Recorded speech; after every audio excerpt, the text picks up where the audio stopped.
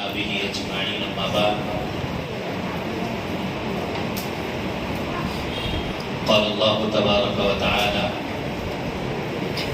أعوذ بالله من الشيطان الرجيم بسم الله الرحمن الرحيم إذ قال يوسف لأبيه إني رأيت 11 كوكبا صدق الله ومولانا العظيم.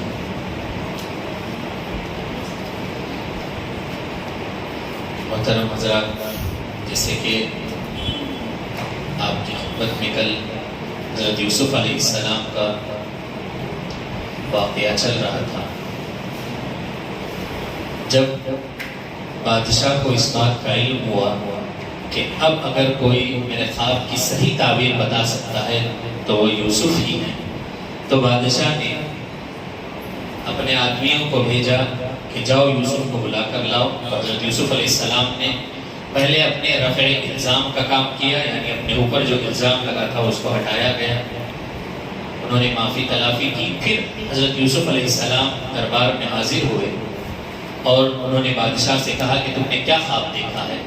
بادشاہ نے بتایا کہ عجیب و غریب خواب ہے، 7 دبلی گائے موٹی گائے کو کھا رہی ہے، 7 بالیاں بالکل ہری بھری تر و تازہ ہیں اور 7 بالکل سوکھی ہوئی ہیں.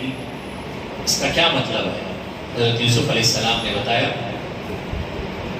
کہ اس کی تعبیر یہ ہے کہ آنے والے سالوں میں اللہ کے فضل سے 7 سال ایسے ہوں گے کہ اس میں بہت زیادہ کھیتی باڑی اللہ اناج اگے گا، حد سے زیادہ فراوانی ہوگی، لیکن اس کے بعد کے 7 سال ایسے آئیں گے جس میں قحط ہو جائے گا، لوگوں کو کھانے پینے کے لیے سامان نہیں رہے گا.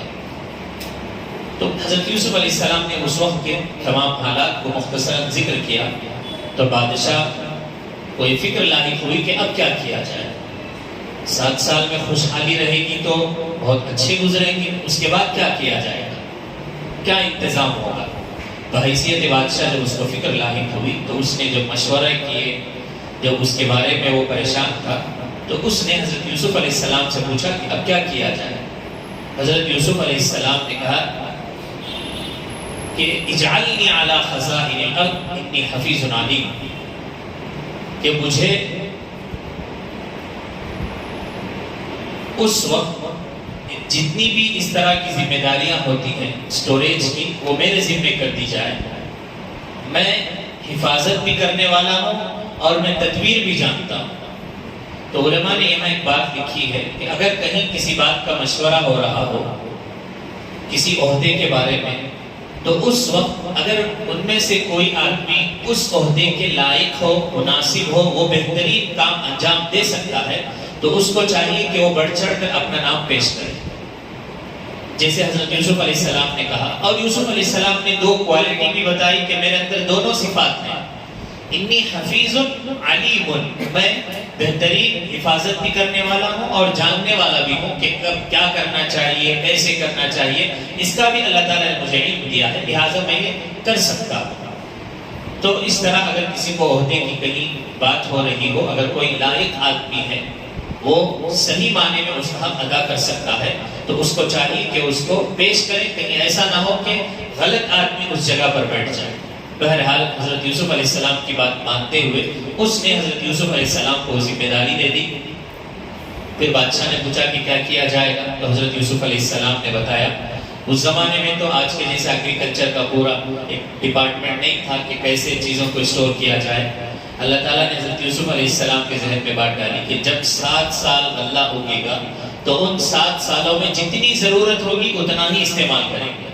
یہ بھی بات بتائی کہ بہت زیادہ فراوانی ہوگی تو ایکسٹرا جو بھی ہوگا اس کو محفوظ کر دیا جائے گا اور اس کو نکال کر نہیں رکھا جائے گا بلکہ اس کو بالیوں میں ہی چھوڑ دیا جائے گا.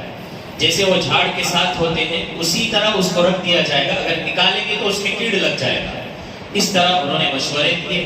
پھر اس کے بعد روایتوں میں لکھا ہے کہ کچھ سالوں بعد حضرت یوسف علیہ السلام پر اس بادشاہ نے ایمان بھی لا لیا.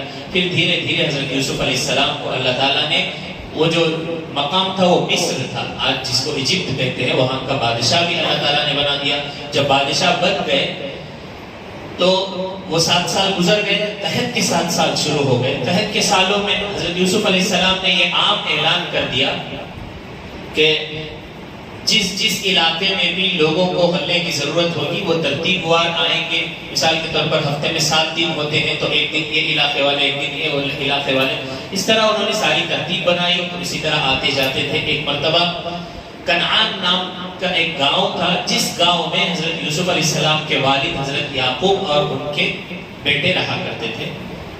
تو وہاں سے بھی وہ بچے اپنے والد صاحب کی اجازت کے ساتھ 10 لڑکے اپنے چھوٹے بھائی بنیامین کو باپ کے پاس چھوڑ کر آئے حضرت یوسف علیہ السلام کے دربار میں، بادشاہ کے دربار میں. ان کو نہیں معلوم تھا کون بادشاہ ہے.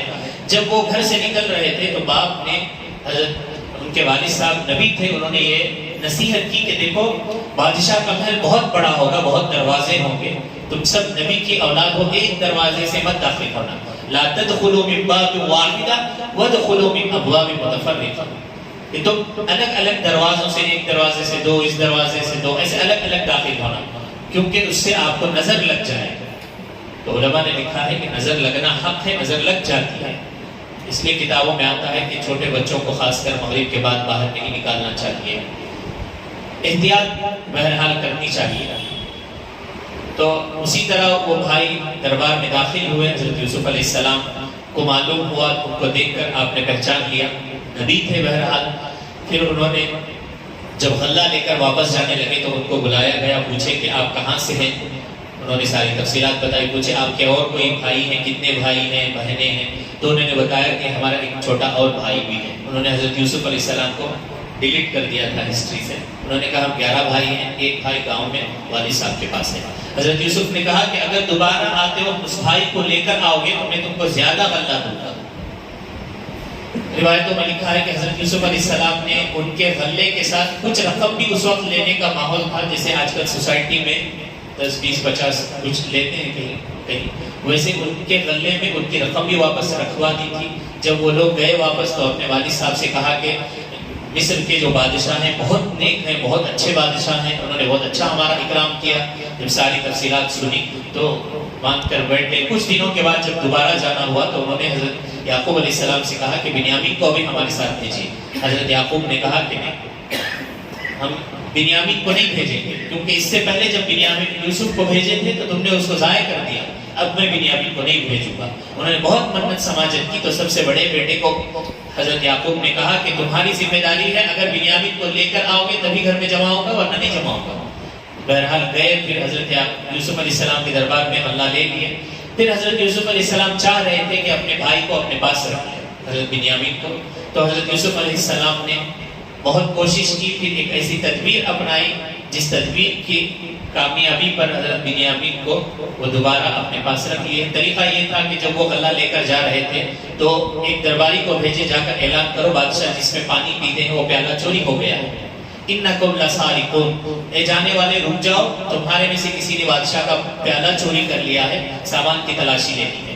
جب سب کے سامان تلاش کیے گئے تو وہ جو بنیامین تھے حضرت یوسف کے چھوٹے بھائی، ان کے تھیلے میں سے وہ پیالہ نکلا. تو یہ طے ہوا کہ جس کے تھیلے میں پیالہ نکلے گا وہ یوسف علیہ السلام کے حساب سے سزا بھگتے گا. اب سزا یہ ہوئی کہ اس کو یہی دربار میں رکھ لیا جائے گا.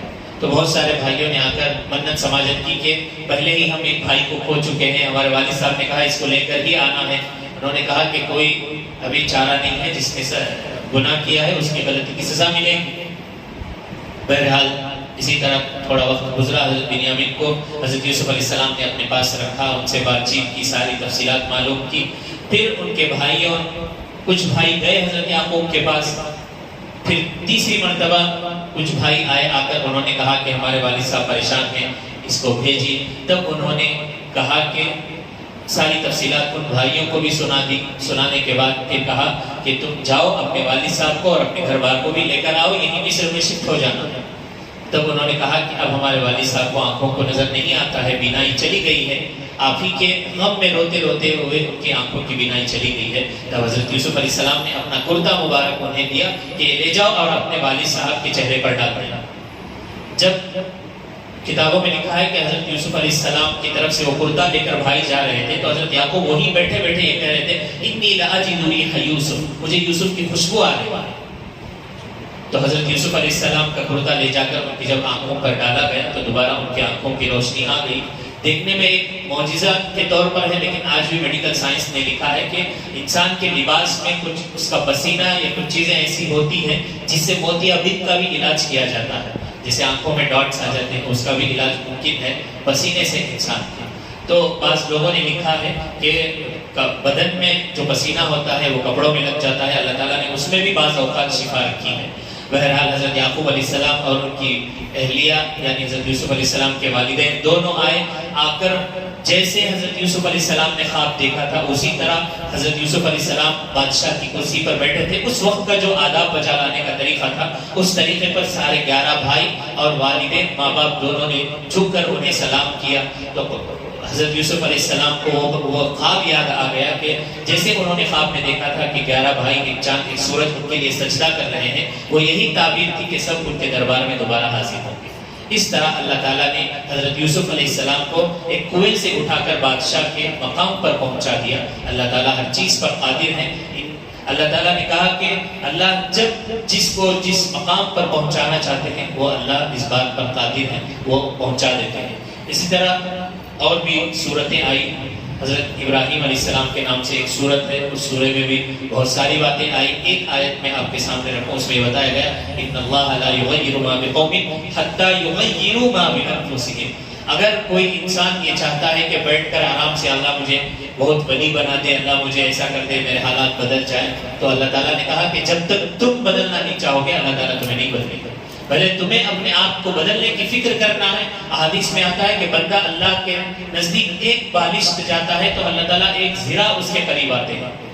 اگر بندہ اللہ کے قریب چل کر جاتا ہے تو اللہ تعالیٰ کی رحمت دوڑ کر اس کی طرف متوجہ ہوتی ہے۔ اس میں یہ بتایا گیا ہے کہ انسانوں کو، مسلمانوں کو خاص کر چاہیے کہ اپنے اندر تبدیلی لائیں، بیٹھ کر آرام سے اللہ کی کرامتیں نازل ہوں گی، اس طرح انتظار کرنے سے نہیں ہوگی بلکہ خود بھی محنت اور کوشش کرنے کی ضرورت ہے۔ اسی طرح ایک سورہ اس کے بعد سورۃ النحل آیا جس کے معنی شہد کی مکھی کو کہا جاتا ہے۔ اسی سورت کی ایک آیت ہے وَأَوْحَىٰ رَبُّكَ إِلَى النَّحْلِ أَنِ اتَّخِذِي مِنَ الْجِبَالِ بُيُوتًا، آیت نمبر 41 ہے غالباً۔ اس میں شہد کی مکھی کو جو پورا سسٹم ہوتا ہے اللہ تعالیٰ نے فرمایا کہ ہم اس کے دماغ میں یہ بات ڈالتے ہیں کہ تم شہد تیار کیا کرو۔ کتابوں میں آتا ہے کہ اس کا بھی ایک پورا، جیسے انسانوں میں ایک بادشاہ ہوتا ہے، ایک رانی ہوتی ہے، بقیہ عوام ہوتی ہے، ویسے ہی ان مکھیوں میں بھی ہوتا ہے۔ ایک راجہ رانی ہوتے ہیں، بقیہ وہ چھتے میں کام والے ہوتے ہیں، اور اس کی بھی ایک خاصیت یہ ہے کہ وہ بالکل صاف ستھرے پھولوں کا رس چوس کر لا کر شہد جمع کرتی ہے۔ اور آگے اللہ تعالیٰ نے فرمایا کہ اس میں مومنین کے لیے، انسانوں کے لیے شفا رکھی گئی ہے۔ ڈاکٹر اگر کوئی نسخہ بتاتا ہے تو انسان ضرور فالو کرتا ہے، یہ اللہ کا بتایا ہوا نسخہ ہے کہ اس مسلمان ایمان والوں کو ہی نہیں بلکہ پوری دنیا کے انسانوں کے لیے اللہ تعالیٰ نے شہد میں شفا رکھا ہے۔ اور اس کے بعد کئی دوسری صورتیں بھی آج تلاوت کی گئی۔ سورہ بنی اسرائیل ہے جس میں اللہ تعالیٰ نے اللہ کے نبی کو معراج پر کیسے بلایا، بیت المقدس میں کیا ہوا، یہ ساری تفصیلات ہیں۔ پھر سورہ کہف بھی الحمدللہ شروع ہو گئی ہے، اس میں بھی جو لوگ ایمان بچا کر اپنے وطن کو چھوڑ کر ایک غار میں پناہ لے لیے تھے ان کا بھی واقعہ ہے۔ انشاءاللہ تعالیٰ کل میں کوشش کروں گا کہ وہ آپ کی خدمت میں رکھوں۔ اللہ تعالیٰ سے دعا ہے کہ اللہ تعالیٰ ہمیں کہیں سنی باتوں پر عمل کی توفیق عطا فرمائے اور قرآن مجید کو صحیح معنی میں سمجھ کر عمل کرنے کی، پڑھنے کی توفیق عطا فرمائے۔ سبحان اللہ و بحمدہ، سبحانک اللہم و بحمدک، ونشہد ان لا الہ الا انت، نستغفرک ونتوب الیک۔